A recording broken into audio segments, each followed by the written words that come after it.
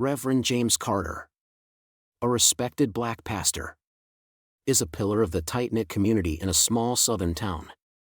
Late one night, he witnesses the unlawful arrest and violent mistreatment of the Johnson family, a hard-working, poor black family, by a group of white police officers.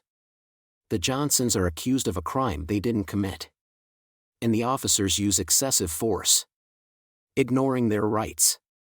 Reverend Carter, horrified by the injustice, vows to protect the family and seek justice, knowing that speaking out against the police could put him and his congregation in danger.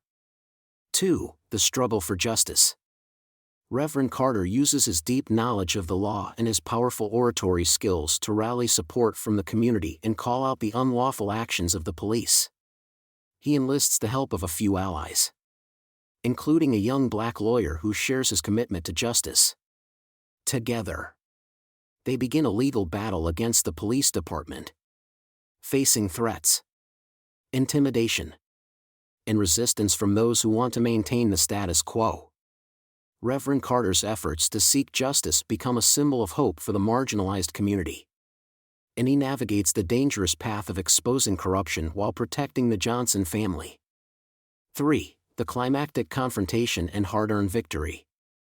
As tensions escalate, the Reverend gathers evidence of the police misconduct, including testimonies and footage of the arrest. The stakes rise when the police attempt to cover up their actions, and Carter's allies face retaliation. Despite the mounting pressure, he remains steadfast, refusing to back down. In a gripping courtroom showdown, he reveals the truth, using his eloquence and insight to dismantle the lies and expose the prejudice driving the actions against the Johnsons. Ultimately, his relentless pursuit of justice leads to a landmark victory, holding the officers accountable and bringing peace to the Johnson family. The case becomes a turning point, inspiring hope and change within the town. But not without a cost. As Carter reflects on the sacrifices made in the fight for justice, the night was still, heavy with the humid warmth that blanketed the small southern town like an invisible shroud. Reverend James Carter sat in his modest study, a single lamp casting a soft glow over the pages of his Bible. A quiet man, James was well loved by his congregation and respected by the townsfolk.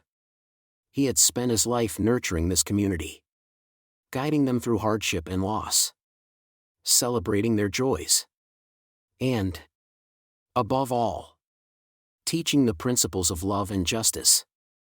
It was nearing midnight when James heard the commotion outside his window. Raised voices, a cry of pain, then a sharp, barked order. His heart quickened. These sounds were out of place in his quiet neighborhood. Carefully, he set his Bible aside, stood, and made his way to the window. Out in the dimly lit street, he saw the Johnson family, a young black couple with 2 children, being accosted by 3 police officers. David and Ruth Johnson were humble, hard-working people who had always managed to scrape by despite their meager means. Reverend Carter had known them for years. They were kind-hearted and honest, never the type to stir trouble. Yet here they were, handcuffed, with their heads bowed low as if beaten down by invisible blows. James's eyes narrowed as he watched the officers, all white men in their late 30s, speaking to the Johnsons with barely concealed contempt. One of the officers had David on his knees, a boot pressed firmly into his back, while Ruth was holding onto her children, her arms a desperate shield around them. The children clung to their mother, their small faces twisted with fear. A knot formed in James's stomach. This was no simple arrest, this was humiliation, pure and raw. He couldn't ignore it. Without a second thought, Reverend Carter shrugged on his coat and strode out into the night. His presence alone was commanding. And as he approached, he called out in a steady, calm voice, "Officers, what seems to be the problem here?" The officers paused, momentarily taken aback by his calm authority. The lead officer, a man with a heavy brow and a scowl etched deep into his face, turned to face him. "Reverend Carter," he sneered, barely hiding his disdain. "This doesn't concern you. Best go back inside." James met his gaze evenly. "I'm afraid it does concern me.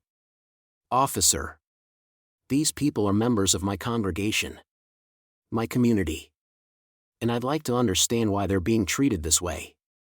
David, still on his knees, looked up at Reverend Carter. His eyes filled with a mixture of relief and shame. The Reverend gave him a slight nod, a silent message of reassurance. The officer laughed, a harsh sound that echoed in the quiet street. "These people are under suspicion of theft," he spat, his eyes glinting with an anger that seemed to go far beyond the situation. "We got a report of stolen goods in the area, and they look like they could be involved." Reverend Carter clenched his fists, his voice steady but sharp. "If you have evidence, I'm sure you can conduct your questioning without such excessive force." One of the younger officers shuffled uncomfortably, glancing at his superior. But the lead officer only smirked. "This is none of your business, Reverend. Walk away." James felt the rage boiling within him, but he kept it contained, his voice calm and even. "I will not stand by while you intimidate this family in the middle of the night, without any proof or due process. This is America, officer. And even the poorest among us deserves respect." The officer's face turned a shade darker, his jaw clenched tight. He took a step forward, close enough for James to smell the stench of alcohol on his breath. "You think you're some kind of hero, Reverend? You think you can tell us how to do our job?" James didn't flinch, meeting the officer's gaze with unflinching resolve. "No. I'm not a hero. I'm just a man who knows right from wrong. And what you're doing here is wrong." A tense silence settled over the street, broken only by the quiet sobs of Ruth and her children. The other two officers looked to their leader, clearly uncertain. After a moment, the lead officer took a step back, his face twisted in barely concealed rage. He motioned to the others. "Let's get out of here," he snapped. "We've wasted enough time." They released David, shoving him roughly before turning and walking back to their patrol car. As the engine roared to life, the lead officer shot one last look at James. "You think this is over, Reverend? You're dead wrong. We'll be back." As the taillights disappeared into the distance, James exhaled, the tension slowly easing from his body. He turned to the Johnson family, helping David to his feet. "Thank you, Reverend," David whispered, his voice choked with gratitude and residual fear. "We didn't know what to do." James placed a comforting hand on David's shoulder. "You did nothing wrong, David. Remember that. And as long as I'm here, I'll make sure you and your family are protected." But as he walked the Johnsons home, he couldn't shake the sense of foreboding that lingered in the night air. He knew the lead officer's threat wasn't an empty one. In a town where the law was often twisted to serve the powerful, standing up for justice was a dangerous act. Scene transition, a community on edge. The following Sunday, Reverend Carter stood at the pulpit, looking out at his congregation. He could see the fear in their faces, the unspoken questions that weighed heavily on their hearts. News of the incident had spread quickly, and the community was buzzing with whispers and rumors. He took a deep breath and spoke, his voice strong and filled with conviction. "We are all God's children, deserving of respect and dignity. We cannot allow fear to rule our hearts or silence to seal our lips. We must stand together, as a community, and support one another. No one should face injustice alone." His words resonated, stirring a quiet determination in the congregation. They were tired of living in fear. Tired of being treated as less than human in their own town. And now, with Reverend Carter leading them, they found the courage to hope for change. The beginning of resistance. Days passed, and Reverend Carter's stand against the police gained attention. His community rallied around him, offering their support, while those in power grew increasingly wary of his influence. He began gathering evidence, interviewing other families who had faced similar harassment, piecing together a pattern of misconduct and abuse. It wasn't long before his actions caught the attention of young lawyer Samuel Grant. Samuel was new to town, a black man with a sharp mind and a fierce sense of justice. He approached James after a Sunday service, his eyes alight with determination. "Reverend Carter, I've heard what you're doing, and I want to help," Samuel said, extending a hand. "I believe we can make a real difference here. But it won't be easy." James clasped Samuel's hand, a spark of hope igniting within him. "Thank you, Samuel. With God's guidance and our resolve, I believe we can bring justice to this town." And so, the unlikely duo, a humble pastor and a young lawyer, began their crusade. They faced opposition at every turn. But with each step, their resolve only grew stronger. The people of the town began to see them as a beacon of hope, a light in the darkness of their everyday struggles. Yet, as Reverend Carter lay awake at night, he couldn't shake the weight of the danger they faced. He knew the path ahead would be filled with hardship. But he also knew that standing by and doing nothing was a far greater risk. The fight for justice had begun, and there was no turning back. As the days turned into weeks, Reverend Carter and Samuel continued to gather testimonies and evidence of police misconduct. Each new story they uncovered added weight to the grim picture of systemic injustice that loomed over the town. People came to them in secret, hesitant and frightened, but hopeful. They spoke in hushed tones, eyes darting toward the windows as if afraid that simply speaking out would summon those they feared. One such story came from Martha Lewis, an elderly woman who had lived in the town her entire life. She was small, with silver hair and a voice that quivered with age and emotion. She recounted how her grandson had been falsely accused of theft, detained without cause, and then released with no charges but a bruised face and a shattered spirit. "They said he looked suspicious," she whispered to Reverend Carter, her hands twisting nervously in her lap. "But my boy, he's a good boy. He works hard. Never caused trouble." Tears glistened in her eyes as she looked up at him, her voice cracking. "What right do they have to treat him like that? What right do they have to take away our dignity?" Reverend Carter listened intently, his heart heavy with each word. He knew that for every story he heard, there were countless others too afraid to speak. He placed a comforting hand on Martha's shoulder. "You've done a brave thing, Martha.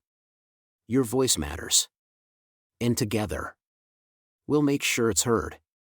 Yet, he knew that these stories alone would not be enough to bring justice.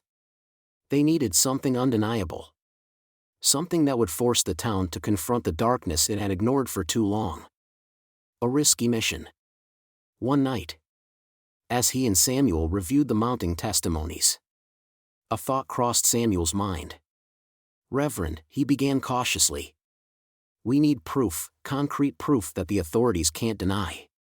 Witnesses and stories are powerful, but we need something indisputable, like photos or footage." Reverend Carter nodded thoughtfully. "I agree, Samuel. But how do we get that? They're careful, and they know we're watching them now." Samuel hesitated, his brow furrowed in concentration. "We might need to take a risk. If we can catch them in the act, it would be irrefutable. But it would mean putting someone in harm's way." The weight of his words hung heavily in the room. James considered this. His heart conflicted. Putting someone at risk went against his values. But he also knew that the battle they faced required extraordinary courage and, perhaps, extraordinary sacrifice. In the end, a decision was made: they would keep watch over areas where incidents had been reported, hoping to capture evidence without putting anyone directly in harm's way.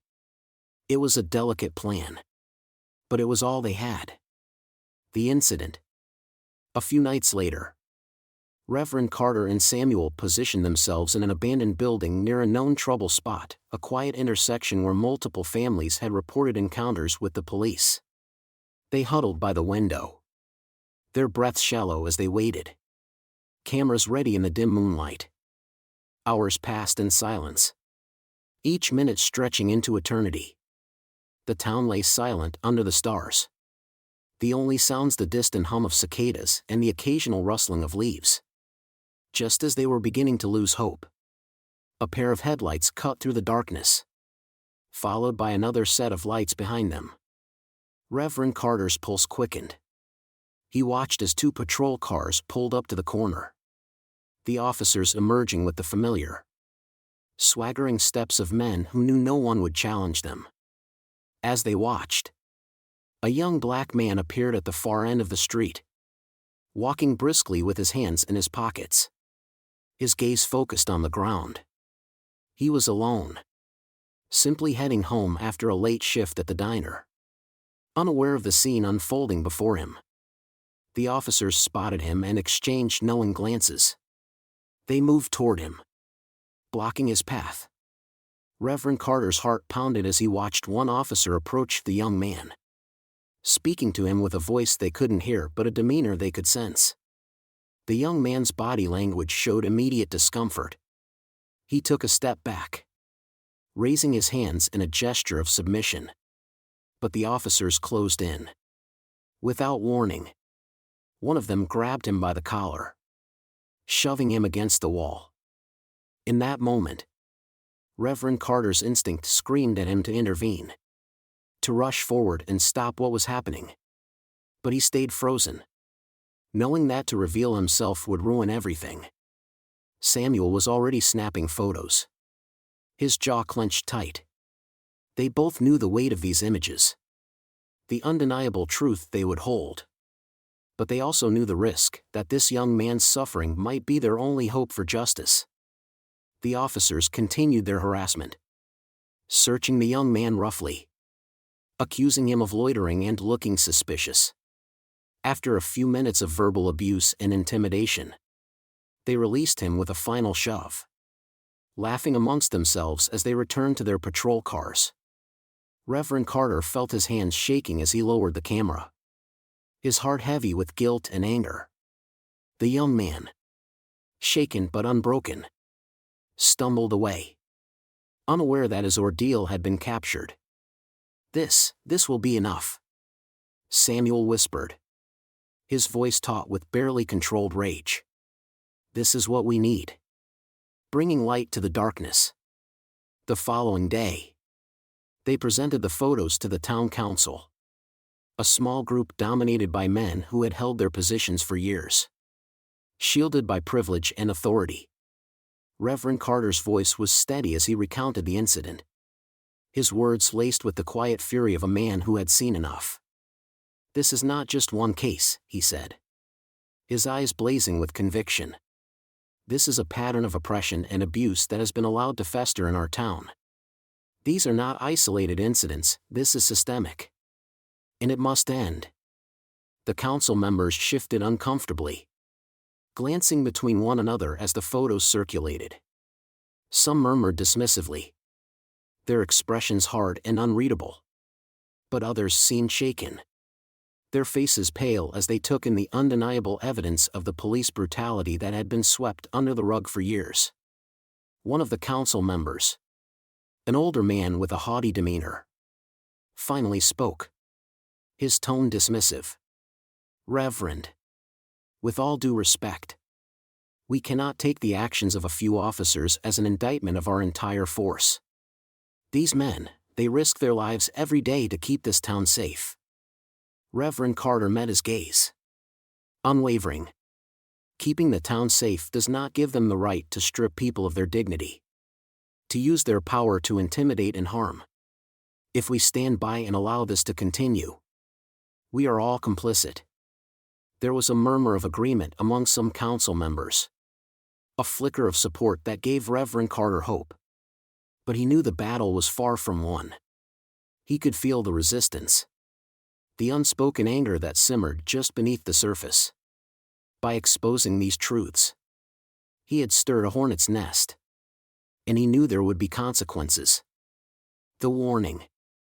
That night, as he returned home, Reverend Carter found a note slipped under his door. It was brief and chilling in its simplicity: "Stay out of our way, or you'll regret it." He held the note in his hands, the weight of the threat pressing down on him. He had known that standing up for justice would come at a cost. But seeing the threat in writing made it all too real. The next morning, he shared the note with Samuel, who looked equally grim. "They're trying to intimidate you, Reverend," Samuel said, his tone steady but with a hint of worry. "They want you to back down, to stop what we're doing." Reverend Carter's jaw tightened. "They can threaten me all they want, Samuel. This isn't about me. This is about our community. About people who have suffered for too long in silence. We can't turn back now." In that moment, Reverend Carter knew that this fight was not just for justice, it was for the very soul of his community. He looked out the window, his gaze fixed on the horizon. His heart braced for the trials to come. The path ahead was shrouded in shadows. But he had faith that they would find their way to the light. The days following Reverend Carter's confrontation with the town council were tense, with a quiet storm brewing across the community. People whispered in church pews, in line at the grocery store, and on porches in the late evening. The photos Reverend Carter and Samuel had presented circulated discreetly, igniting a mix of shock, anger, and a cautious hope. But the authorities had not taken the accusations lightly. And the threat under Reverend Carter's door was just the beginning. Despite the ominous warning, Reverend Carter continued his daily routines, showing no outward sign of fear. He preached at Sunday service with the same conviction, his words layered with a renewed sense of purpose. But the threat hung over him like a shadow, and he could feel the tension building. One morning, as he made his way to the church, he noticed a group of men lingering nearby, their eyes tracking his every movement. He recognized some of them, town officials, local businessmen who had always seemed indifferent to his community's struggles. Now, they watched him with narrowed eyes, their expressions hard. Reverend Carter met their gazes with a quiet defiance, his steps unbroken. But he knew what their presence meant. By challenging the police, by demanding justice, he had touched something deeper, a wound the town had tried to hide for years. And now, that wound was festering, threatening to tear the community apart. The call to action. The following Sunday, Reverend Carter held a special service, inviting his congregation to gather not just in faith, but in solidarity. The church was filled to the brim, with people standing shoulder to shoulder in the aisles, a mix of hope and anxiety in their eyes. As Reverend Carter stood at the pulpit, he took a moment to look over his congregation, the familiar faces that had become like family to him.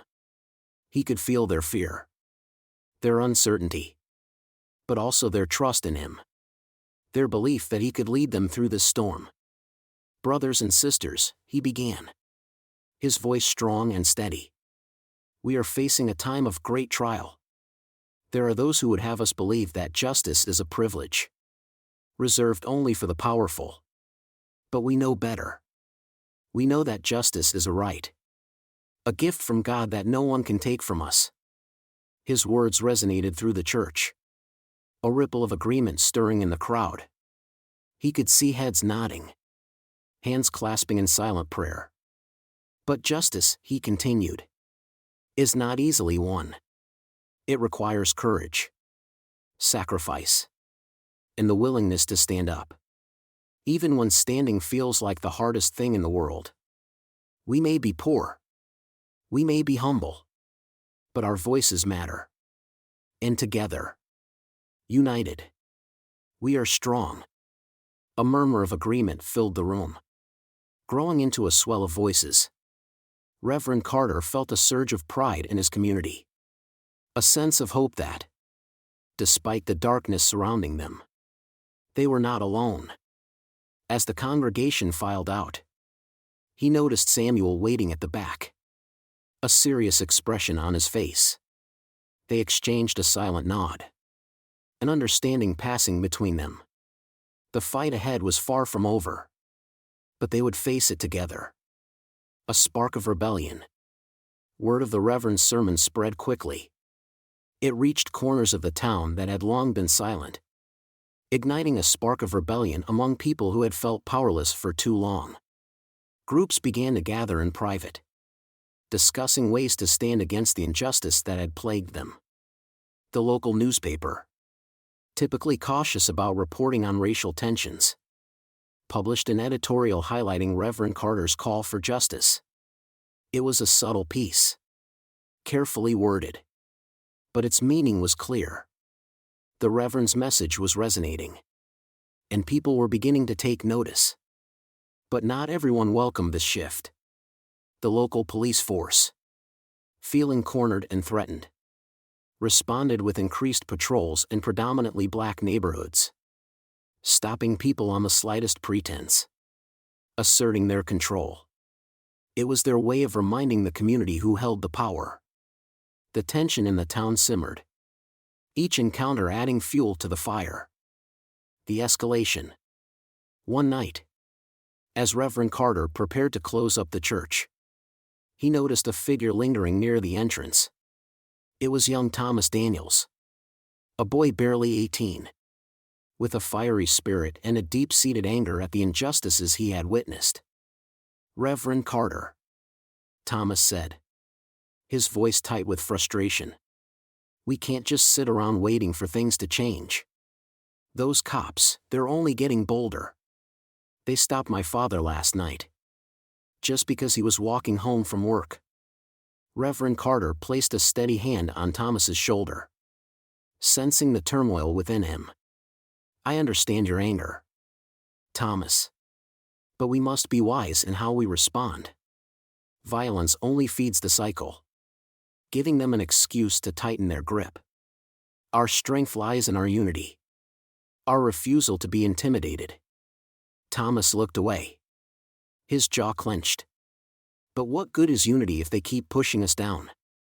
Sometimes I feel like they'll only stop if we push back." The Reverend regarded him for a long moment, seeing in the young man a reflection of his own struggles. He understood the anger, the desperation to act.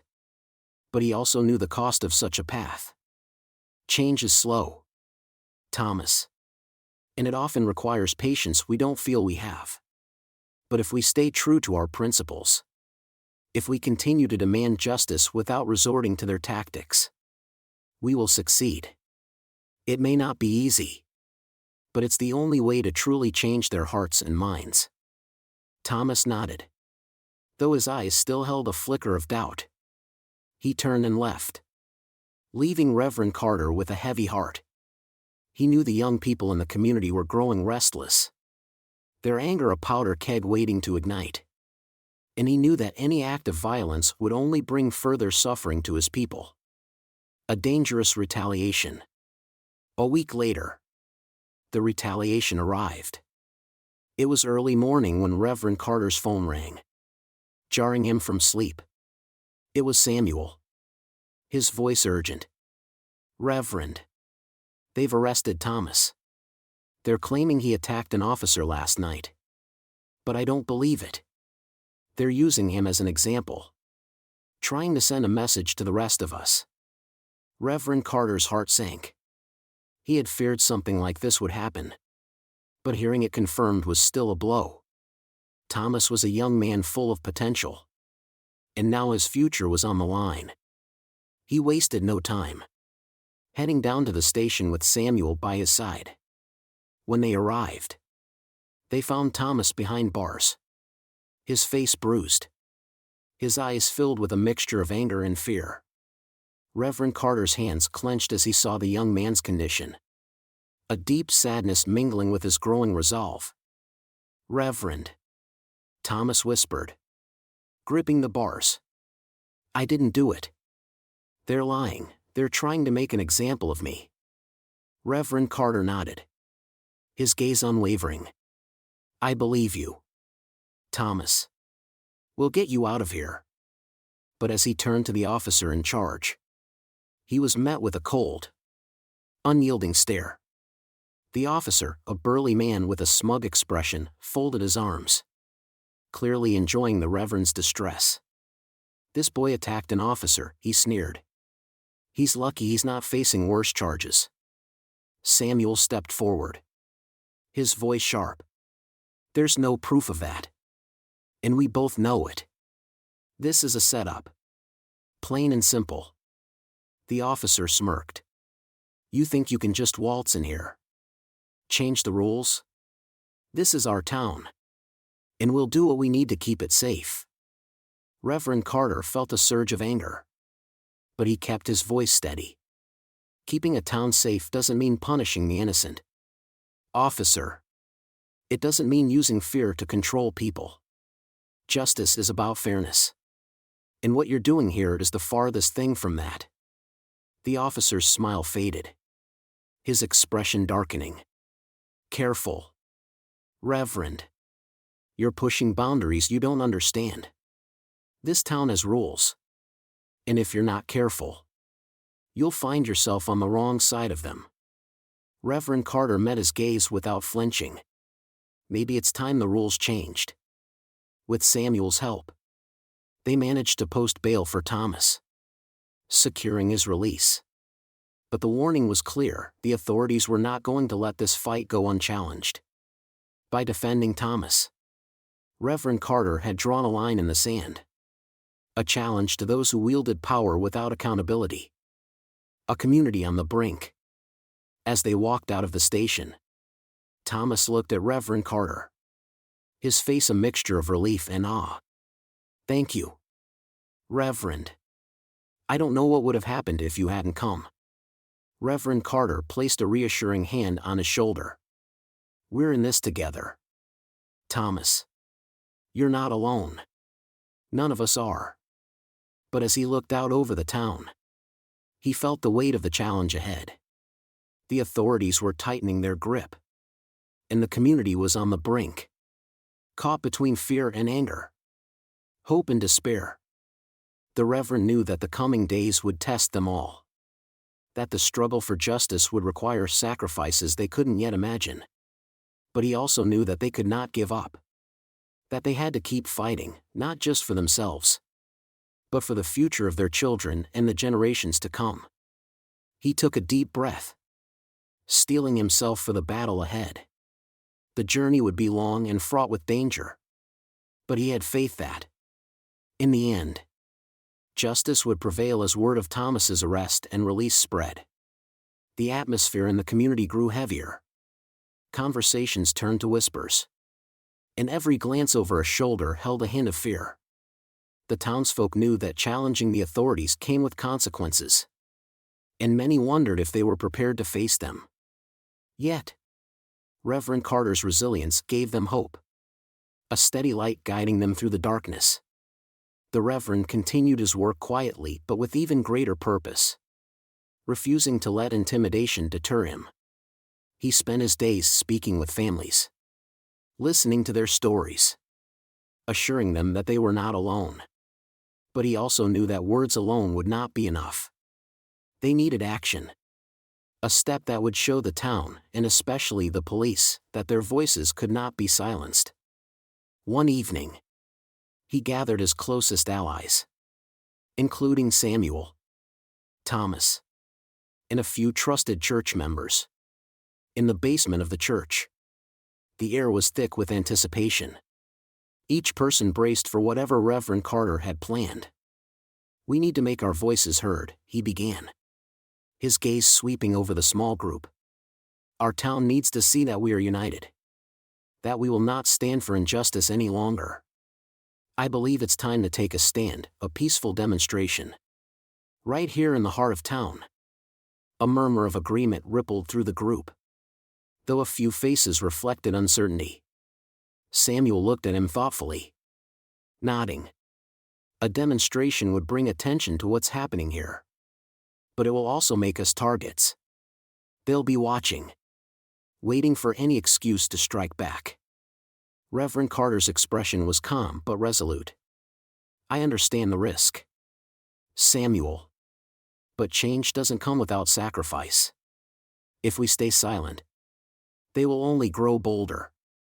This is our chance to show them that we're not afraid." Thomas clenched his fists, his eyes blazing. "I'm ready, Reverend. Whatever it takes." The others nodded, their faces a mixture of fear and determination. Reverend Carter felt a swell of pride. These were ordinary people, mothers, fathers, young men and women, yet they were prepared to stand against forces that had oppressed them for generations. The day of the march. The day dawned clear and bright, with a warm breeze drifting through the town. By mid-morning, people had begun to gather in the main square, holding handmade signs and banners painted with words like justice and equality. It was a modest crowd at first, but soon it swelled as more people joined, emboldened by the sight of their neighbors standing tall.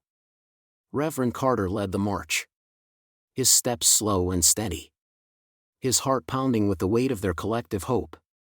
Samuel walked beside him, followed by Thomas and the other young men who had been so quick to volunteer.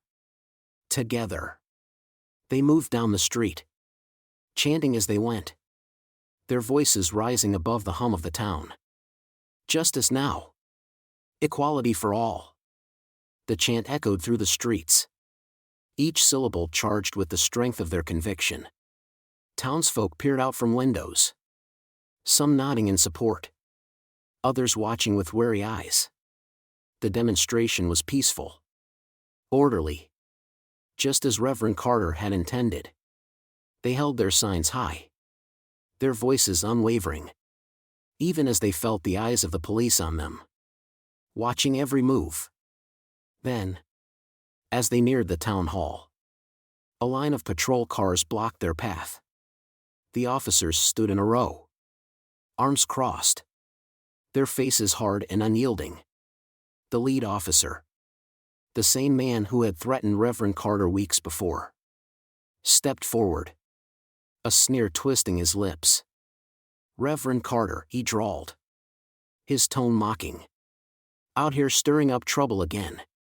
"I see." Reverend Carter met his gaze calmly, refusing to be intimidated. "We're here to demand justice, officer. Nothing more. Nothing less." The officer chuckled, his eyes narrowing. "Justice? This isn't justice. This is a disturbance of the peace. And I'll ask you to disperse before things get unpleasant." Behind him, the crowd shifted nervously, sensing the tension in the air. Samuel placed a reassuring hand on Thomas's shoulder, a silent warning to stay calm.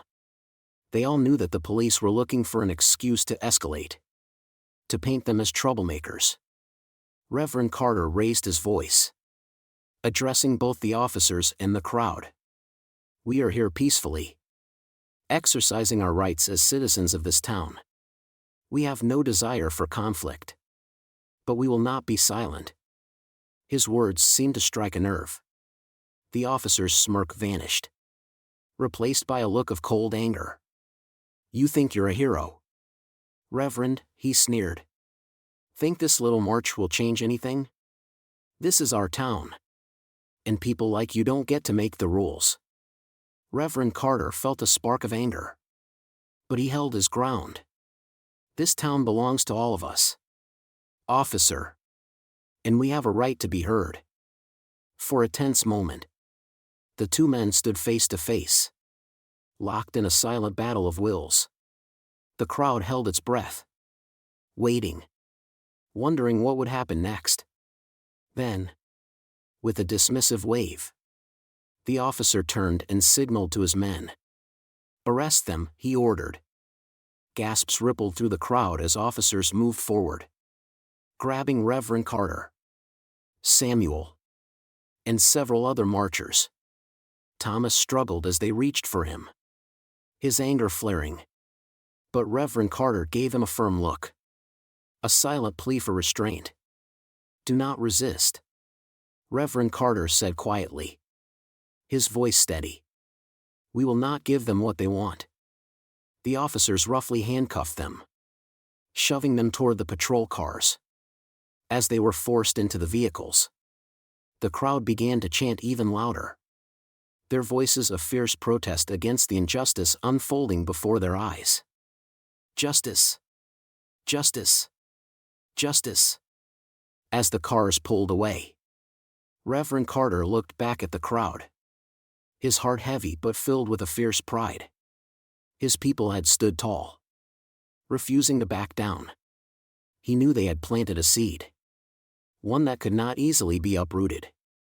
In the jailhouse, Reverend Carter, Samuel, and the others were held in the small county jail, a dark, cramped space with barely enough room to move. Hours passed as they sat in silence, the weight of their situation settling over them. But Reverend Carter's spirit remained unbroken.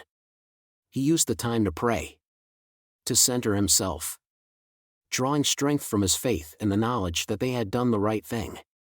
Late into the night, the sheriff entered, his face expressionless. He approached Reverend Carter, his eyes filled with a mixture of frustration and resentment. "You just can't leave well enough alone. Can you?"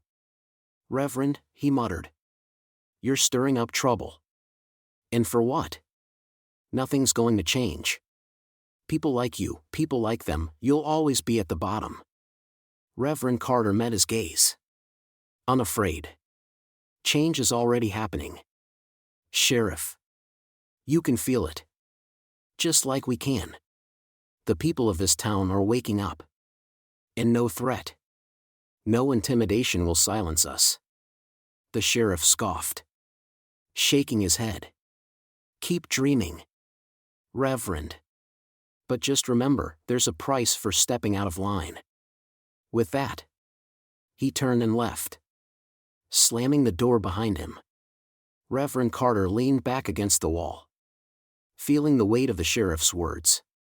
But he knew that whatever price he paid, it would be worth it if it meant a better future for his community. The community's response. By morning, word of the arrests had spread throughout the town, sparking outrage and solidarity. People gathered outside the jailhouse, holding vigil, their faces defiant as they demanded the release of Reverend Carter and the others. The police, caught off guard by the show of support, scrambled to maintain control. But the crowd only grew larger, their voices louder. Ruth Johnson, the mother of the family Reverend Carter had protected that first night, led the crowd, her voice fierce with conviction. "This is our town too," she cried. "We will not stand by and watch our people be treated like criminals for demanding their rights." Her words electrified the crowd, a surge of unity and purpose rippling through them. They stood together, refusing to leave, a wall of solidarity that the police could not break. Inside his cell, Reverend Carter could hear their voices, and his heart swelled with pride. This was more than he had hoped for, a sign that the community was ready to stand for themselves, to take up the fight he had begun. They were no longer just followers, they were leaders in their own right, voices demanding justice. Finally, by late afternoon, the police relented, releasing Reverend Carter, Samuel, and the others. As they emerged, They were met with cheers, hugs, and tears of relief. Reverend Carter took a moment to look over the crowd, his heart overflowing with gratitude.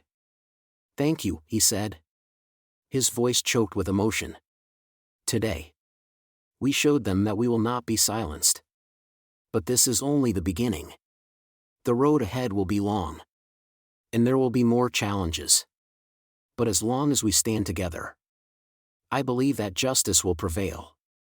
The crowd erupted into cheers, their faces filled with a new sense of hope. For the first time, they felt the power of their unity, the strength that came from standing side by side, bound by a common purpose, a new resolve. As the sun began to set, Reverend Carter and his supporters walked back through the town, a procession of resilience and quiet triumph. They knew the battle was far from over, but they had taken the first step. They had shown the town, and themselves, that they were stronger than fear, stronger than intimidation. Reverend Carter knew that the days ahead would test them all, that the authorities would not take this challenge lightly. But he also knew that, no matter what came next, they had already won a victory. They had claimed their voices, their dignity, their right to demand a better future. And as he looked out over his community, he felt a renewed sense of purpose, a fire that would not be extinguished. Together, they would face whatever lay ahead. Together, they would walk the path toward justice, one step at a time. The following days were a mixture of cautious optimism and underlying dread. Reverend Carter had hoped that the peaceful demonstration and the overwhelming support from the community would shift the tide in their favor.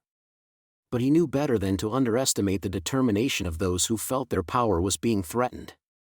Soon enough, the authorities responded.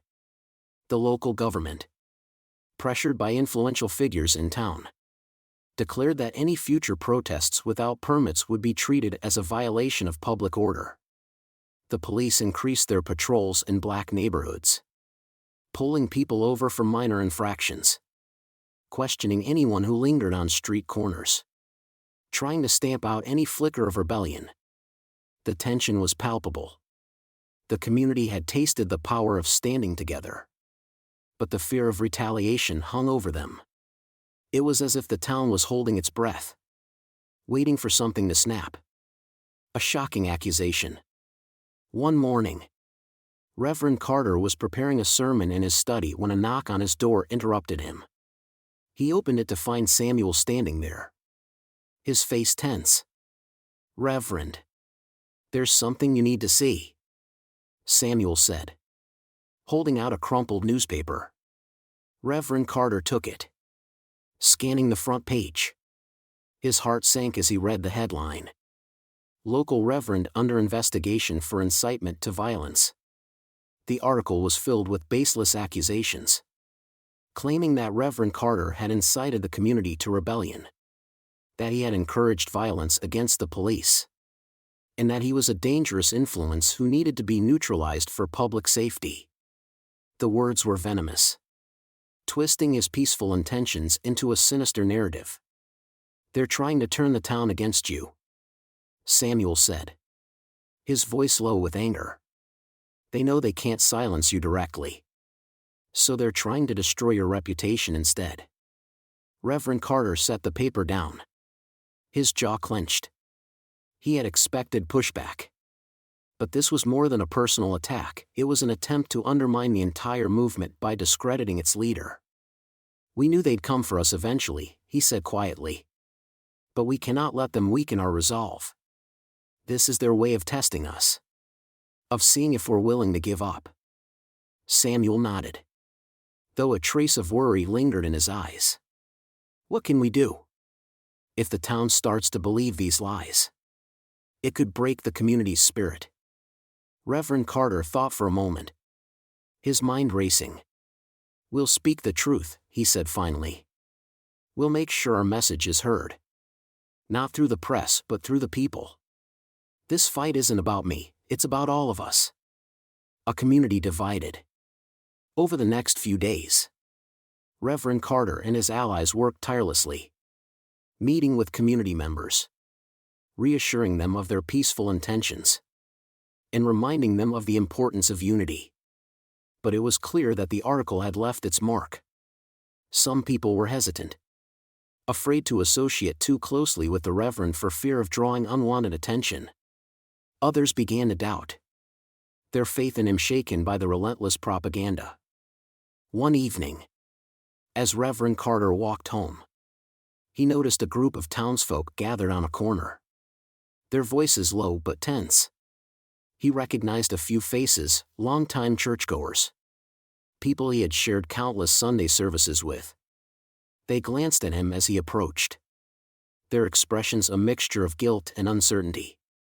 "Reverend Carter," one of the men said, shifting uncomfortably, "we appreciate everything you've done for us.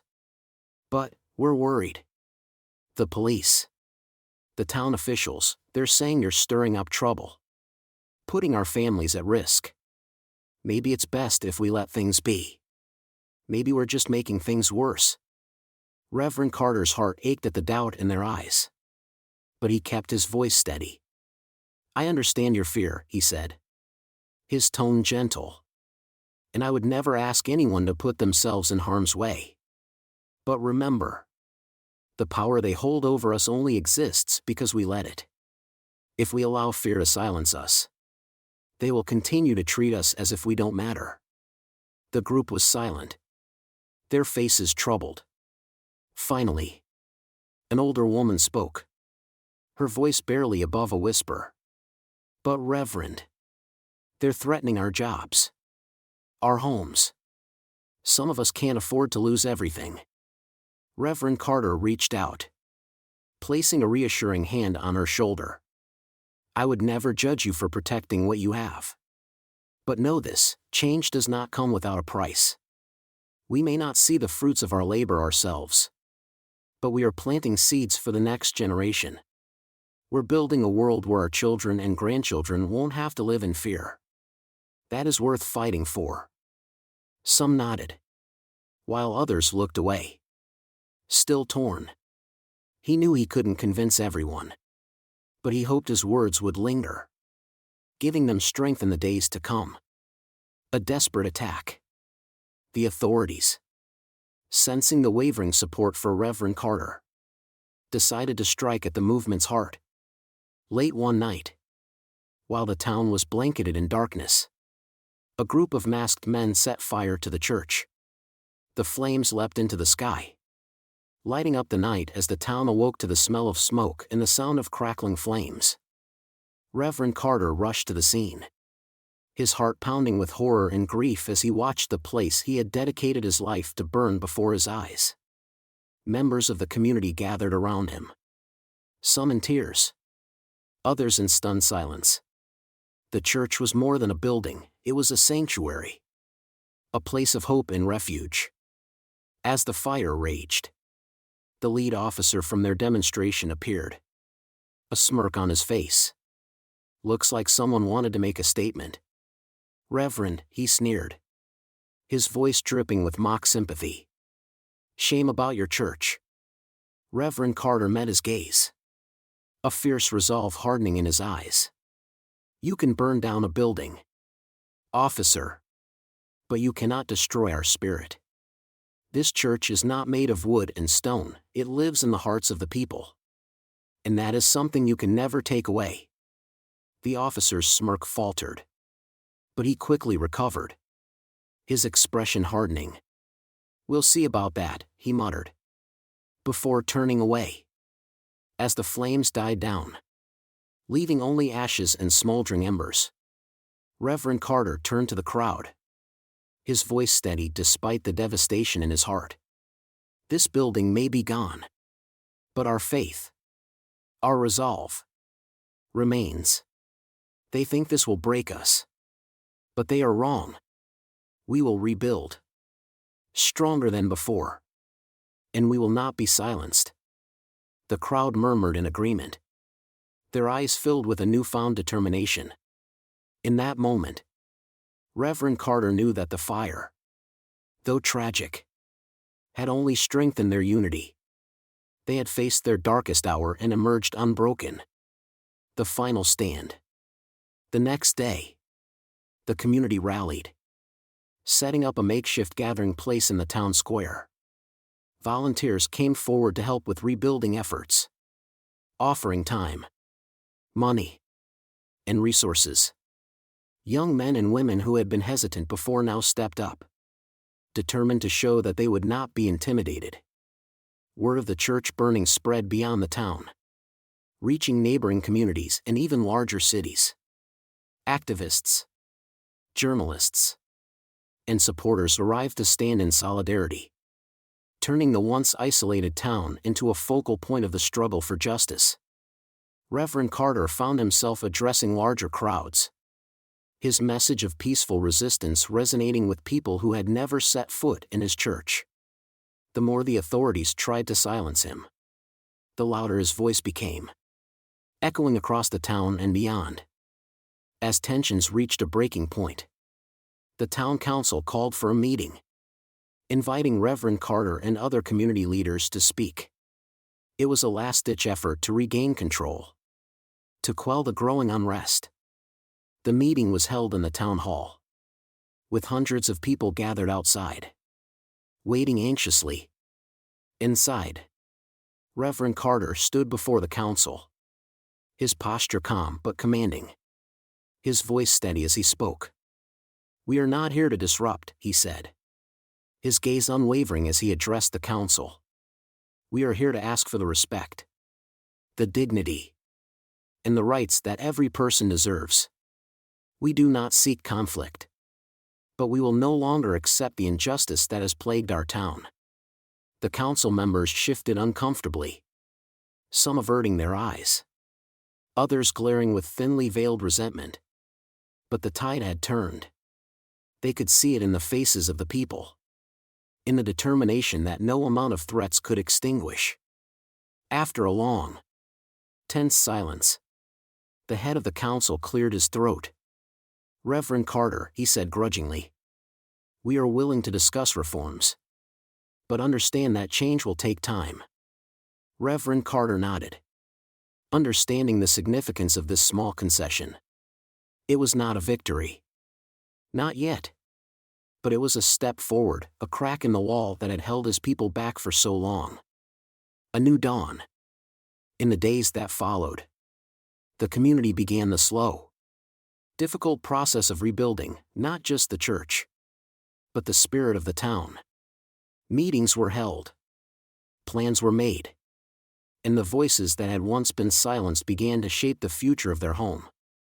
Reverend Carter continued to lead, his heart filled with both grief and hope. The journey had cost him dearly, but it had also shown him the strength of his people, the resilience that no amount of oppression could crush. And as he looked out over the town, he felt a quiet certainty that justice, though often delayed, was always within reach for those willing to stand together. In the end, the fire that had threatened to destroy them had instead become a beacon, lighting the way forward, a reminder that, even in the darkest of times, hope could never be extinguished. In the weeks following the town council meeting, the atmosphere in the community began to shift. There was a new energy, a sense of purpose and resilience that hadn't existed before. People who had once walked with their heads down, cautious and wary, now held their heads high, their eyes meeting each other with nods of understanding and mutual respect. They were no longer just individuals, they were a united force, bound by the struggles they had shared and the victories they had won. The town itself had begun to change as well. A council committee was formed to address the community's concerns, including the restructuring of the local police force. Community members were appointed to oversee the department's activities, ensuring that the police were held accountable for their actions. It was a small but significant step, a tangible acknowledgement that the days of unchecked authority were over. Reverend Carter continued his work, his days filled with meetings, sermons, and late-night discussions with Samuel and other leaders. They laid the groundwork for new programs, a youth mentorship initiative, legal support services, and even a community newspaper to report on issues that had been ignored by the mainstream press. These initiatives provided resources and a platform for voices that had long been silenced. One evening, Reverend Carter found himself standing in the charred remains of the old church, now little more than ashes and rubble. The memories of all the years he had spent there flooded his mind, the baptisms, the weddings, the countless Sunday sermons. But as he looked out over the blackened pews and crumbling walls, he felt a sense of peace rather than sorrow. This place, though dear to him, was just a building. The true church, the heart of his community, had only grown stronger. He was joined by Samuel, who walked quietly up to his side, gazing at the remains of the church with a thoughtful expression. "They think they can destroy us by burning down what we built," Samuel said softly. "But all they did was give us more reason to rebuild." Reverend Carter nodded. "They gave us more reason to believe," he replied, his voice filled with quiet conviction. "The fire may have taken these walls, but it ignited something far greater in our hearts. They can't put that out." Samuel smiled, nodding in agreement. "People are talking about rebuilding. You know, some have already offered to donate supplies, others their time. It's like everyone wants to be a part of it." The Reverend's heart swelled with pride. "Then let's give them that opportunity. We'll rebuild this place, brick by brick, as a symbol of all we've overcome.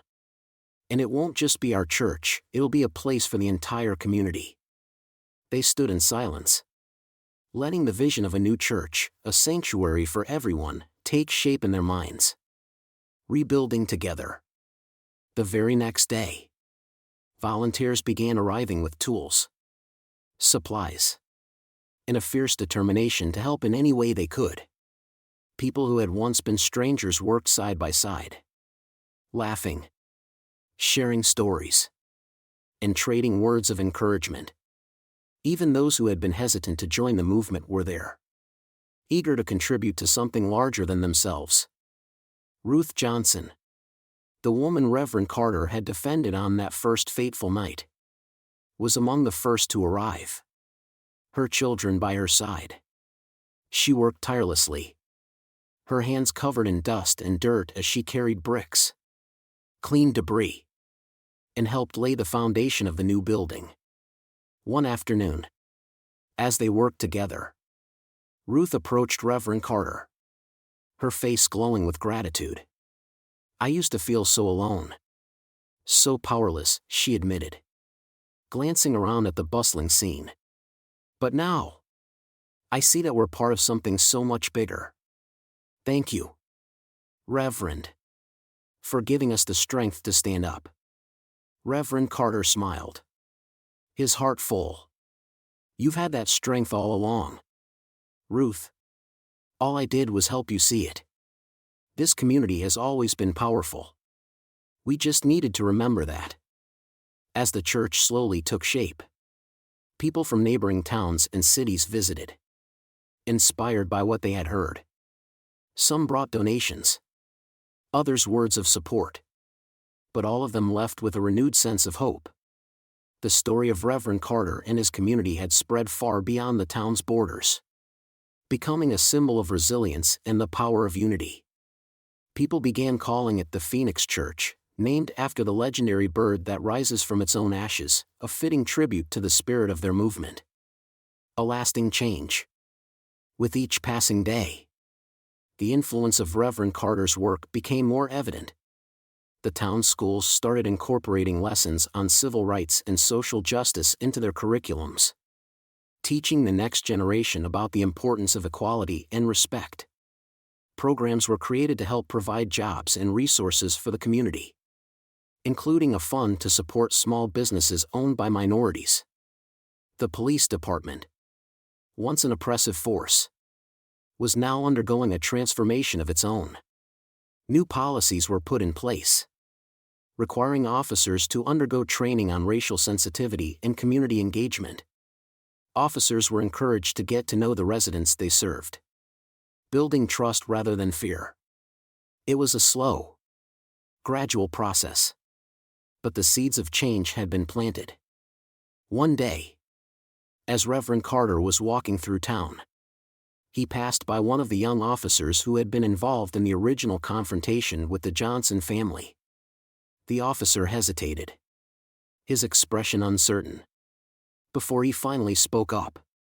"Reverend Carter," he said quietly, "I just wanted to say, I'm sorry. I didn't understand then. I didn't see you as a person. Not really. But after everything, I realize now how wrong I was." Reverend Carter looked at him, seeing a flicker of sincerity and remorse in the young man's eyes. He nodded, his voice gentle. "Thank you. It takes courage to admit when we're wrong. Remember, it's never too late to change, to be better. That's all we can ask of each other." The officer nodded, visibly relieved. And Reverend Carter felt a glimmer of hope that even those who had once opposed them could come to understand the importance of justice and compassion. Looking to the future. Months later, as the newly rebuilt church stood proudly in the center of town, Reverend Carter took a moment to reflect. They held the first service in the new building on a bright, warm Sunday morning. The pews were filled, with standing room only as people crowded in, eager to be a part of this historic moment. The walls, still fresh with paint, seemed to hum with the spirit of renewal and resilience. Reverend Carter looked out over his congregation, his heart brimming with gratitude and pride. The faces before him were no longer downcast or afraid, they were radiant with hope, strength, and an unbreakable bond forged in the fires of their shared struggle. As he began to speak, his voice was filled with a quiet but powerful resolve. Today, we stand together not just as a church, but as a family. We have faced hardship. We have endured pain. But we have emerged stronger, united by our faith and our commitment to one another. This building may be new, but its foundation is ancient, built on love, courage, and the belief that we are all equal in the eyes of God. The congregation erupted into applause, their faces lit with joy. It was a moment of triumph, a testament to all they had achieved together. And though there would always be challenges ahead, they knew they could face them, side by side. After the service, as people lingered, sharing hugs and stories, Reverend Carter found a quiet moment to reflect. He knew that the journey toward true equality was far from over. But he also knew that they had already accomplished something extraordinary. They had proven that a small, seemingly powerless community could rise up, demand change, and make their voices heard. Samuel approached him, a broad smile on his face. "You did it, Reverend." "We did it."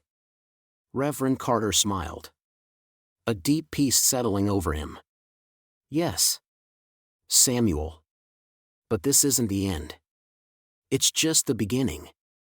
We've shown our children and our grandchildren that they don't have to accept the world as it is, they have the power to change it." As they stood together in the warm afternoon light, Reverend Carter felt a profound sense of fulfillment. He had devoted his life to serving his community. And now, at last, he felt he had given them something truly lasting. The Phoenix Church stood as a symbol of their resilience, a beacon for future generations, a reminder that justice, though often hard won, was always worth fighting for.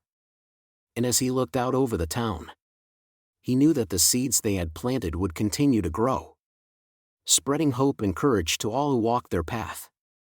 They had created not just a church, but a legacy of hope, unity, and the unyielding belief that a better world was within reach. as long as they stood together.